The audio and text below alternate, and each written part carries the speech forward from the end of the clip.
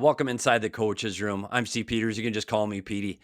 Really special show today. I've got the general manager, Bill Armstrong of the Utah Hockey Club, coming in a few minutes as Utah is chasing that last wild card spot in the Western Conference. Getting harder to get there. St. Louis Blues have been absolutely on fire, winning 7 straight, and they've kind of put a chokehold on that second wild card spot and climbing. They are 7 points ahead of Utah as they go into action today. So this is going to be a tough climb for Utah. But again, year-over-year improvement for this Utah Hockey Club as they continue to get through the rebuild and continue to progress in what this organization is trying to do. So without further ado, let's turn it over to General Manager Bill Armstrong. And it's time to welcome in our very special guest inside the coach's room, the General Manager of the Utah Hockey Club, Bill Armstrong. Bill, I can't tell you how much I appreciate you taking the time out of your incredibly busy schedule to talk to me today. Well, Petey, come on, it's you. I Of know. course, of course, I'm going to do that for you. Huh? You're missing all the time on the water. I just talked to your PR guy. He's got his muscle shirt on out on the water right now, so I don't know how hard he's working today. Thanks, man. Yeah. I'm in the hotel room grinding. I can see a little bit of sun out there, but no, it's work time. It's go time. Well, let's get to that. And I talked to you in the preseason, and you said you wanted this franchise playing meaningful games Yep. late into the season. You got 11 games to go. You're mathematically still there in the chase Yep. for the last wild card spot. How do you evaluate this organization this season so far? Well, it's good. I think we've taken some major steps in a lot of different areas. I'm excited about where we're going. I think that it's been a tough season, but a good season in a lot of ways. We had a boatload of injuries at the start of the year with our D men, and we were able to add some pieces in and get some guys back playing. But it's been a great experience to kind of go through with this young group. I believe we're the second or third youngest team in the National Hockey League, and the pieces are starting to come together. Now we're in the grind. It's every night. We got to try and win. So it couldn't be any better for our group. I think we've learned a lot. I think we've got a lot tougher as the season's gone along, and I think now it's every night you got to win, and you're Yeah. expected to win. So it's a great pressure to have. Yeah, and you look at you've got points in 7 of 10. You got head to head with St. Louis and Yeah, Calgary, 2 teams you're chasing. I know yeah. there's only 11 games left, and I know you have to put a real streak together. But how is the mood right now inside the room, the coach's room, and around this team? Well, one thing that I've tried to have my influence over the group is just saying, "Hey, listen, we got to focus in on us." St. Louis, they've done a great job. They've gone on a 7-game win streak. Yeah. God bless them. And Calgary's got on a 4-game win streak. We got to take care of us. It's about the process for us. It's about trying to perfect our team and get better every single game. And if we stick to that, we're going to be in great shape. We've made a lot of progress since last year, not only in the points and the wins and every category you can imagine. So it's been great, and we keep climbing. So we just have to stay focused on us and in trying to win every hockey game from now to the end of the season. You talk about focus, and you and I have talked a lot about rebuilds and how difficult they are Yeah, because someone always wants to change it, whether it's an owner, a manager, the fan base, the players. Somebody gets frustrated yeah, and you get off track. But you look at what you've done 22, 50 points, 23, yeah, 70 points, 24, 77. This year on pace, high 80s for this yeah. season. So again, you're seeing the progression. Are you happy with the progress of this rebuild? I am. You're right about it. A lot of people start rebuilds, not many finish, Mhm. and Yeah. that's the hard part about it. And we've stuck to the plan every single step of the way. And it's paying off because we've had patience with our group, and you can see, our group continue to grow. I think our coaching staff's done an amazing job at helping our players get better and challenging them through this year. We've changed a lot as an organization. We got a Yeah. ton of fans. It's a great environment that we play in. We got a great owner. That puts the no excuse factor to work every single day, whether it's hotel, it's travel, whatever it is. We have the best of the best. So it's been great, and we've taken a lot of strides. And everybody wants you to grow a little bit faster Sure. than Yeah. than than you're actually growing. But I always put it like, you can plant a tree you put some water around it, put some good fertilizer, get it some good sunlight. The tree's going to grow when, Yeah. when it wants to grow and how fast it wants to grow. And that's kind of like where we are. We can't make Guenther and Cooley any older than they are. Yeah. But what we've done is put them in a good environment, and put some pressure around them and some good players around them. And now it's go time. And but still on our side of management, you got to have some patience with your group. Yeah, well, you talk about those young guns, and you talk Gunther's got 26, Cooley back to back 20 plus, Kesselring's Yeah. playing over 18 minutes, Doan's playing reliable minutes for you. Are you happy with this young core and what they've been able to accomplish really so early in their career? I have. I've really liked the group. My belief is that homegrown kids that you Yeah. draft and you bring through your organization, they fight harder. Yep. They believe in the dream, and our guys do. They come to the rink every day, and they work inside that culture to get better and take the next step. And they're pretty exciting kids. They're great kids off the ice, but they're phenomenal on the ice, and they always have the team in the forefront and trying to help this team grow and take the next step. So we really like the progress of all the kids that you mentioned. Yeah, you talk about Gunther. Legit, he's going to be a 30 goal scorer, if not this year, in the very near Yeah. future. He's a natural goal scorer.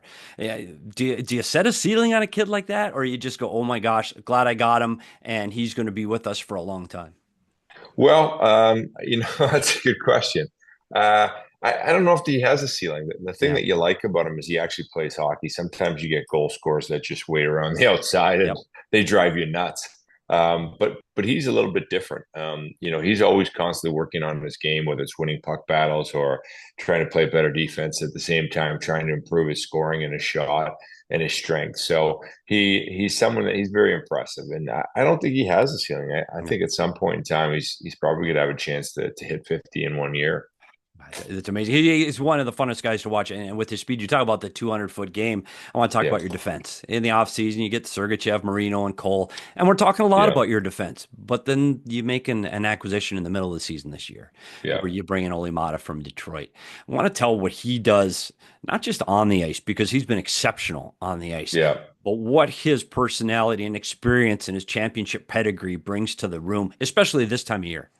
Yeah, he's a two-time Stanley Cup winner. He's someone that's your hardest worker. He's first there, in the rink, stretching, doing all the right things and living the right way. And he's just such a good role model for our young kids coming through. The way that he prepares, how seriously he takes the game, and how bad he wants to win. So you can't have too many of those guys around. Ian Cole's another one, Sergachev. We've got an abundance of guys that have the ability and have had the pedigree of winning championships, and they're in our locker room every single day. So it's been great to have those guys. I think we've taken a step with those guys in our lineup, and our coach was worried, before at the end of the last year, what defense, who are we going to get to play defense? And I Yeah. thought, our pro scouts did a great job of helping and rebuilding on the backside. Yeah, well, you talk about the trade deadline too with your defense. And I know there were some people saying, well, Utah's got a different ownership group. They're going to take a big swing. And again, it goes back to the rebuild. It goes back to the Yeah, plan. It goes what fits for right now. And what you did at the trade deadline, instead of going out and renting a player that might yeah, get you in, you signed the players you already got. And you got Olli Maata locked up for 3 years, Kerfoot and Cole for another year. But yeah, the big one might be the big guy in the back end. Vejmelka lock up for 5 years. A year ago, he wasn't even playing starting the majority of the games, and this year, not yeah. sure where he was going to be. What did you see from him in his consistency and his gameplay this year that said, okay, yeah, we've got to get this guy locked up? Well, I think you look around and he's right where he should be. He's a goaltender that's got some experience now. He's athletic, he's big. He's been through the NHL a few times, so he knows what to expect. And now he's got to take that next step and drive us into the playoffs. But we believe he has that ability. We've ridden him pretty good down the stretch, and he's responded. I think one of the things you like about him is his durability. Yeah. He can play almost every night for you. So he's been great. We like what we see. He's stepped up this year. He's helped us become a better team and a team that has a chance to make a playoff run. So We wouldn't have been here without him. He stepped up at a critical time, and now he's locked up for a few years, and he'll help us, push this team to get to the next step. Another guy that you lost at the trade deadline. I know it's hard losing a Hall of Fame defenseman in Shae Weber. But if you talk about it seriously, Bill, 2 years ago at the trade deadline, you're acquiring a bad contract and taking on Yeah, Shae Weber. One, because you can, and you need to get to the floor. And now you look at yeah, the change in ownership and the change in philosophy of this organization. Now you're dumping those contracts, and now you got some money. yeah, And I think that was the huge move getting rid of that money. So one, how important was that move going into the summer? yeah. And are you ready to bring on maybe some bigger name free agents in Utah? Well, we are. I think we're gonna, get into looking to see what we can acquire in the summer and see who's out there and who can help us get over the hump smartly. There's a lot of teams that win the summer, and that usually Yeah. doesn't translate into winning in the winter. Um, but you have to be very smart about that. We've stuck to a timeline. We've stuck to the age of the group, and seeing if we get people around that age, and make it makes sense. So we're always going to try and do things smartly and approach it in the right way. But there's definitely with us moving out the contract, it allows us Yeah. a lot of flexibility to add in. And you never know when you have flexibility. Sometimes deals come your way. Good things happen. But is that like, as a general manager, is it almost like it's a sense of relief? Like you get this, and I don't mean the money. I don't mean the money of losing that contract, but it's now like, gosh, we're taking on these bad contracts. We're doing this money. We're not trying to win. Now you go, it's like, oh my gosh, this is a whole new philosophy. This is can change the way I do my job and how I can view this organization. Does it make Yeah. the way you do your job different? Well, it does for sure. But that's the steps of getting out of the rebuild. Is getting adding some better players in the team. Trying to create that team that not only do you have young players, but you have players that can support those young players and help them become better, and other players that you're adding to the team to help grow too. But it's an exciting time for us. We're also have an influx. We're very fortunate. I call us a healthy organization with the amount of cap room that we have, the contracts that we have, and for us, the other thing that we have all these young players now that are going to influx. And if we do it properly, they'll probably all taste the American League at some point, and kind of get them to come through the organization the right way. There'll be some guys that make our team, out of college, out of junior, but a lot of them will go to the American League, and I think that will help us out in the long run of just adding one or two good young players into our organization every single year. It'll be exciting. And that's where I want to go next is these young players that you've harvested and they're guys in the draft. We saw a little bit of Maverick Lamoureux this year, so we expect Yeah, him to be a guy that's going to grow. TJ Ginla is another guy some injury trouble this year, but another guy that's down the road. But I want to yeah, talk about your two picks in the first round in 23 when you kind of yeah. surprised some people because you saw some players that others maybe didn't. Dmitry Simashev and Daniil Boot, two guys that we talked highly of then, but now they're growing. So one, how is their progress? And two, when can we expect to see them in North America? Well, I think we have a good chance. Obviously we can't start those negotiations to the KHL season ends, but I think we have a good chance to sign them, and a good chance to bring them over Wow. for the following year. So we're really excited about the progress they made. Dmitry Simashev is an elite skater for a big man that covers a lot of ice. He's going to be a hard player to play against defensively. Daniel Bode is 6'8" forward. He can do a little. He's a Jeez. two-way forward that plays 200 feet. He plays defense. He plays offense. He's a big man, so he's going to be really exciting to see come in. They'll have their struggles a little bit Sure. because of the simple fact that they're coming over from a different environment, a different country. They're going to have to learn to play in North America. But at the same time, you get excited about their size and their ability and the impact that they can have on this organization. I think as you're getting down here the last 10 games of the season, you look around the league and the teams that are going, okay, this is a legit Stanley Cup contender. They're guys that have size, and there's guys that can. Yeah, Okay, that team's built as a playoff team, and we're talking about teams that can. I don't want to say I'm not talking about fighting. I'm talking about being able to push some people around and survive a very difficult gauntlet of the playoffs, as you know. So is this the kind of team that's a Bill Armstrong team where you get some bigger body guys? You've got the skill. We've talked about the skill, but you need some of that grit if you're going to try to make it through 2.5 months of playoffs? Come see us in the rookie tournament. You tell me. Yeah, it scares me, Bill. That scares me. That's great, but that's what you need if you want to win in the playoffs. I don't care what Yeah. anybody says. You can have small skill, you need it, but if you can't compete and battle, I'm not talking Yeah. about the fighting. I'm No, talking about the compete. yeah, it's a different animal. You know, the Yep. game changes in the playoffs, and people don't understand. There's 28 more hits per game in the playoffs. It's a different animal. It's played at a different level. It's just, and size comes in a factor. Yep. It And does. sometimes there's players, that can play they're smaller that are great playoff players, and some can't. Some are regular season players. But you have to have some durability. And that usually happens when you get some size and you can protect yourself and you can wear teams down. So size is still, they're not making the rinks any bigger, Petey.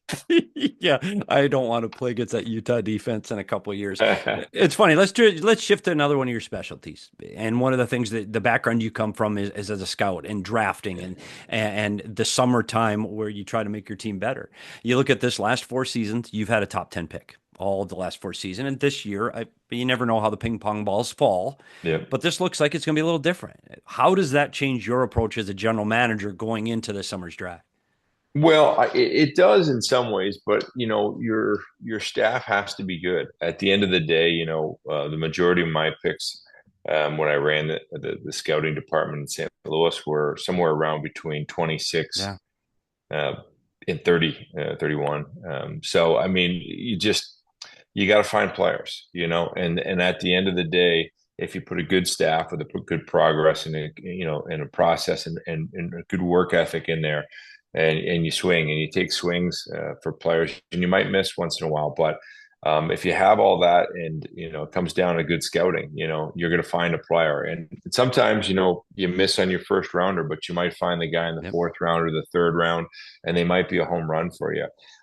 So this is a massive draft for us, just because of all the picks we've already stockpiled. If we can add in a few more good players to our stable, it's going to be a huge thing for this organization, and it gives them proper time to develop. And here we go. Every year you're going to have an influx of two guys, two young players, and they can have huge impact on our organization. So Daryl and Ryan have done an amazing job for us scouting, and we're going to continue to lean on them heavily in the next few years of the draft. Yeah, and you've already seen that in some of the guys you talked about and that are already playing for Utah, and we talked about some more coming. These guys have done a great job for you, and you've put together an elite staff. Let's face it. And one thing you brought up that I want to point out is not every draft has a Connor Bedard in it, and Yeah, not every Stanley Cup winning team needs a Connor Bedard. You draft, you still need a third line winger or a fourth line center or a yeah, second pair. You still have those players got to fill out a roster. It just might yeah. not be the guy that everybody's going, oh, he's a sure thing. So I think that's what you're talking about, the depth of what your guys can find.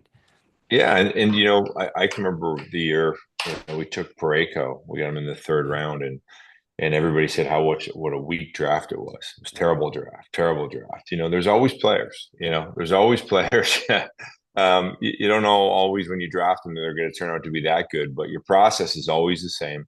You can project and see the upside, and you got to outwork teams, and that's the only way you can do it. And the draft's getting tougher. There's more information Yeah. be online. There's more analytics. There's everything. So you got to have a great quality staff with a good process, and you got to work your butt off and put together an amazing list and go to war. And hopefully, at the end of the day, you can grab two great players out of the draft and add them into your team at some point. Well, your scouts a little frustrated with you, I think, this year because we talked Yeah, about your 9 picks in 21, 10 and 22, 12 and 23, yeah, 11 picks last yeah, year. They don't yeah. have quite as many this year, so I'm sure they're hoping that you somehow conjure up a few more picks before I you go think they were into the just draft. happy that we didn't trade any of our picks at the deadline. I think they Yeah, were ecstatic about that. they've been the luckiest scouting staff in the NHL over these years. Yeah, One other player we haven't talked about yet is the guy that you put the letter C on at the beginning of the yeah, season. He's currently on pace to break his career high in points. yeah. And how have you viewed his leadership this season in Utah in their inaugural year? Well, he's come a long way since I first met Mr. Keller, and he's really embraced the captaincy and done a nice job. And let's be honest, it takes a while for you to get comfortable in your skin. I don't think it's ever easy when you're a captain and you're a point getter. It's a tough thing. It's you're trying to satisfy two different animals of leadership, and at the same time, leading through scoring. And that's not an easy thing also. And I think he's done an amazing job at it. He's really jumped into being a great leader on this hockey club. And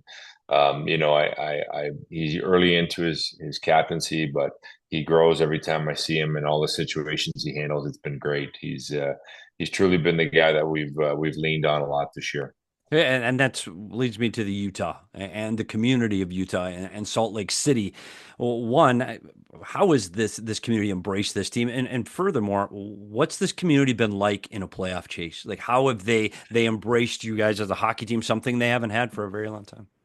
It's amazing if you looked at we played Tampa Bay the other day and how loud it was and how our fans were just absolutely ecstatic and just going crazy.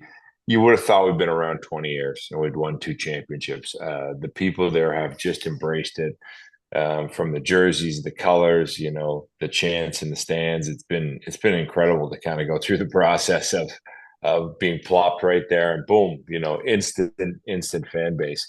We've been grateful for our fans, I think, because we didn't have many where we came from. So it's been a really truly a great process to go through. And let's face it, some of our players that have been here for the long haul needed a little bit of love Yeah. and in that environment to be celebrated. And it took us a little bit of time in Utah to learn how to play in front of our own fans. It's like moving into a new house. It takes you a little bit of time to get comfortable.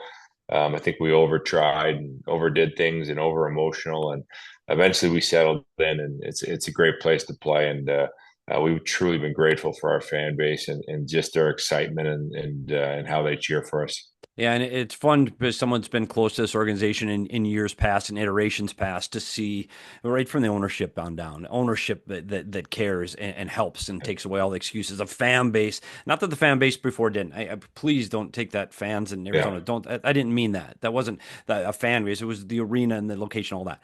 But yeah, but you're getting all of those. You're checking all those boxes, and most importantly, you're starting to win. You're not looking the last 11 games. How many times in your first few years are going, gosh, it might be a little better if we lose this game so we can get a better swing. I know, and that sounds terrible. And as a coaching staff and as a player, that stinks. That yeah, stinks to have that mentality yeah, going to game. And this group doesn't have that. You're through those dark days. And I'm so excited to see where it goes because I can see the pipeline. I can see the guys yeah, that are in the minors. I can see the guys that are all over this world, and they're coming. And I'm not quite sure. And I know some people are going to be mad at me for saying this. I'm not sure this is the year. It's going to be a tough battle, yeah, but it's close. And you can yeah. finally see that oh my goodness, no, this team's going the right direction. So, Bill, you've done a remarkable job. I think that this team, from where they were when you put your hands on it to where they are today and where they're going to tomorrow, is exciting. And the Utah hockey fan base should be excited about what's coming ahead. I personally can't wait to see where this team goes. I got a lot of friends and still there, and I want to see them succeed. Thanks for your time, Bill. Thanks for taking out time Yeah. out of your Well, busy well, schedule and get back to well, work. I will. I'll get back to work. But thanks for having me. You're truly the best. I mean, you're battling with your show, and anything we can do in Utah to help you out, let us know.